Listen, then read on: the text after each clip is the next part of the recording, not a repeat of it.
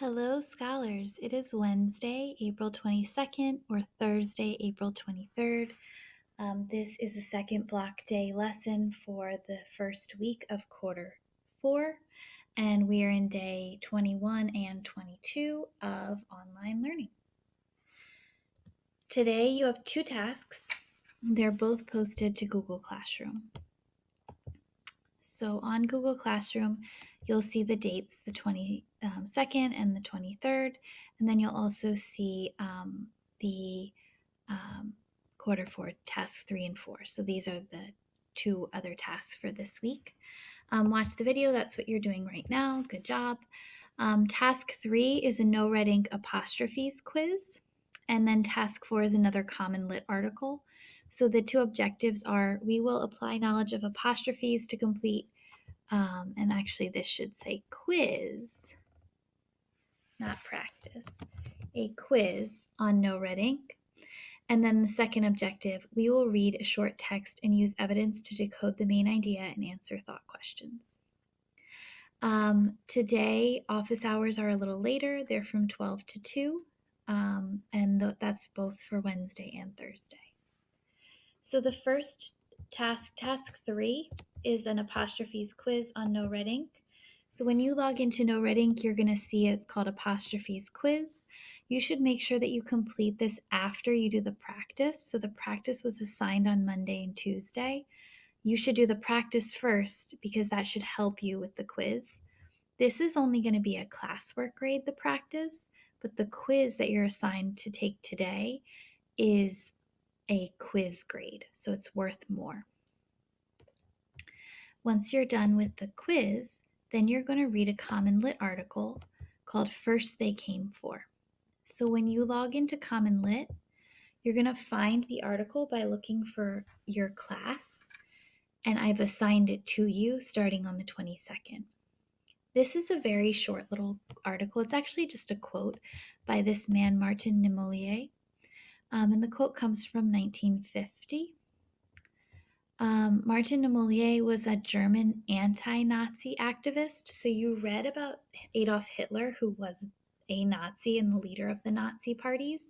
Now you're going to read a quote from a man who went against Hitler.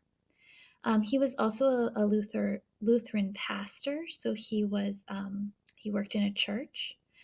And Niemöller initially supported Hitler, but then he became strongly opposed to the Nazi party. He actually spent from 1937 until 1945 in a concentration camp, or 2 different concentration camps, and he narrowly escaped being executed. This was his quotation, and it was published after the war ended in 1950. As you read, it asks you to take notes on the author's use of repetition. So this is what I want you to annotate this time. Again, when it brings something up like a socialist, it'll tell you what the socialist is. And a socialist is somebody that agrees that the government should own everything. They should own all the industries rather than individual companies and people. So we don't live in, we have capitalism where different companies can own and own industries. The second vocabulary word it goes over is a trade unionist, and that's someone that belongs to a trade union. So they organize together with other people who do the same job as them in order to fight for their rights. In the quotation, it says, "First they came for the socialists, and I did not speak out because I was not a socialist. Then they came for the trade unionists, and I did not speak out because I was not a trade unionist. Then they came for the Jews, and I did not speak out because I was not a Jew. Then they came for me, and there was no one left to speak for me." And that's the whole quote. So what it asked you to do was to highlight repetition. So for example, I'm noticing this line repeats over and over again. So I'm going to highlight this line all in the same color.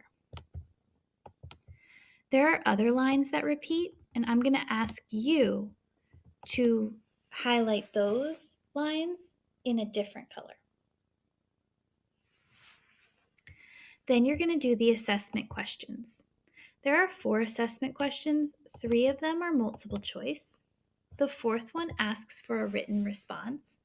I would like for you to write a full paragraph and use complete sentences. You should put a lot of thought and detail into your answer for number 4. When you're done with that, you're going to turn in the assignment on Google Classroom and you are finished with your work for this week. Tomorrow, a video of a